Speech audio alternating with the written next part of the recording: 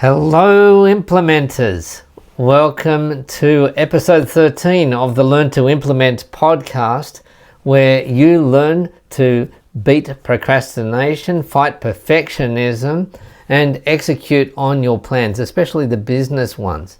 And today I want to talk about waiting, because we spend so much of our lives waiting for stuff, waiting for things. And I'm not just talking about waiting in line at the airport or at the store, waiting in line for a coffee.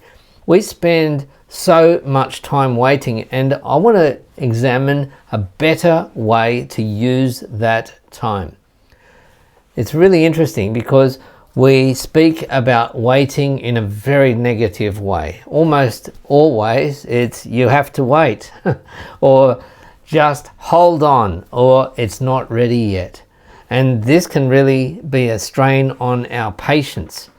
But what if waiting was a positive thing? Yes, all things come to those who wait. But what if you could turn that waiting into something a little bit more fruitful, a bit more productive? Let me explain what I mean. Supposing you have sent off a form to some bureaucracy and you're waiting for them to respond. Now that is a very common situation, and you feel like there's nothing you can do to hurry it up, or maybe you can chase them up a little bit and give them a bit of a hurry along, but generally it's a frustrating wait. But think about a few things that you could do with that waiting time.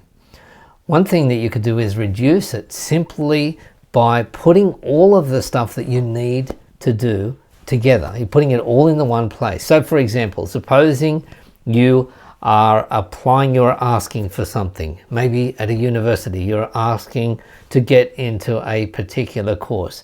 They are going to want certain forms filled out. They're going to want certain information. So have all of that together. Maybe you are writing to a company, maybe to your own boss in a company, and you want to ask for something. You want to ask for a pay rise, or you want to ask for some new role, some new position.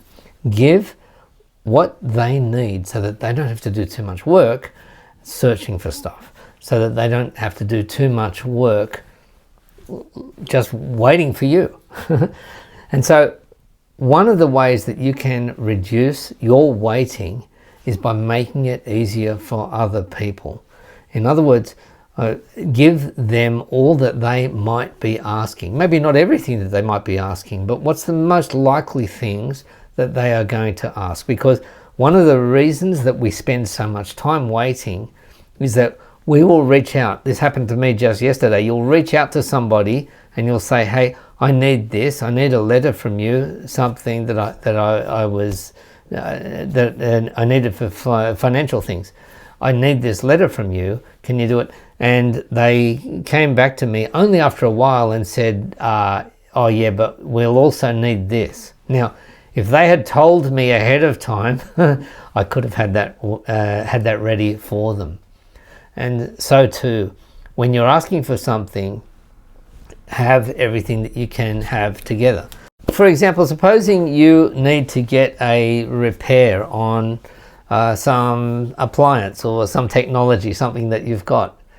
For sure, they're going to be asking you for proof of purchase. Now, if you just raise that ticket, you raise that incident, and you place that call and you say, can you please do this for me? You know that they're going to come back to you and say, is it under warranty? And so knowing that ahead of time means that you can go in prepared. That's going to reduce your waiting time. But another angle with waiting is, I looked up the etymology of the word to wait, and it really surprised me, because we usually speak of waiting in a very negative sense. You'll have to wait, or I have to wait, or I don't know when it's going to come. We just have to just have to wait, just have to be patient.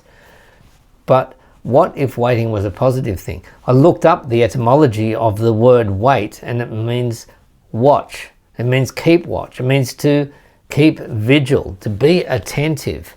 And so thinking of it that way, you say, well, how can I use this time while I am waiting? And so I have learned to become much more efficient with my waiting time.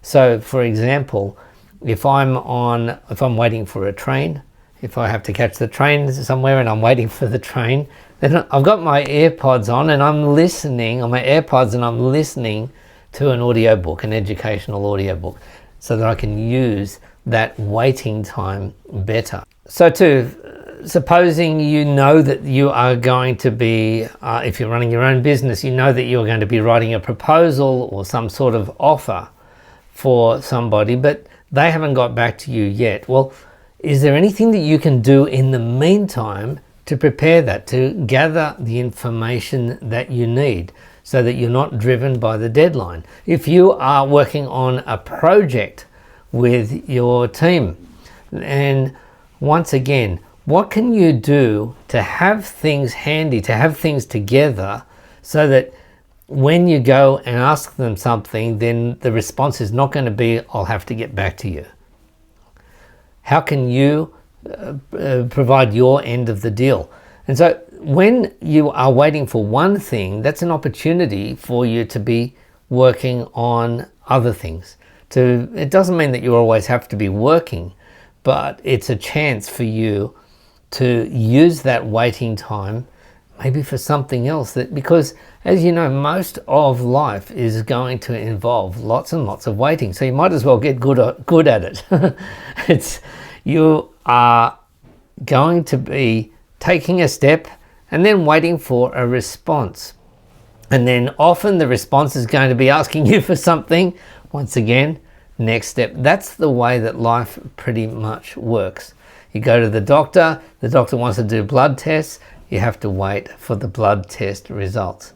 Okay, well, there are some things that you can't do to improve that, to speed that up, but sometimes you might, for example, if you're going to a doctor, you might have documented some of the symptoms so that you can say, well, okay, this is what I'm feeling, this is when it happened, and so that it makes it much easier for the doctor and for you to spend less time thinking, I've got to get back to you.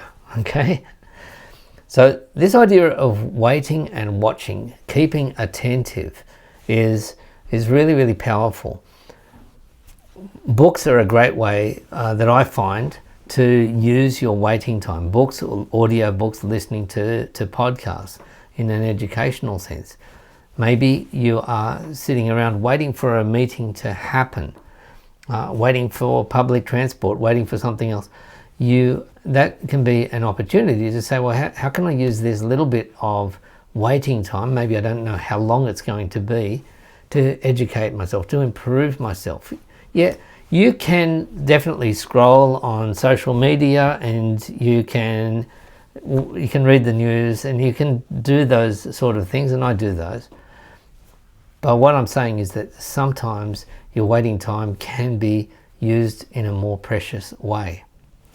So that's my thought for today, for you to reduce the pain and the struggle that goes along with having to wait for too long.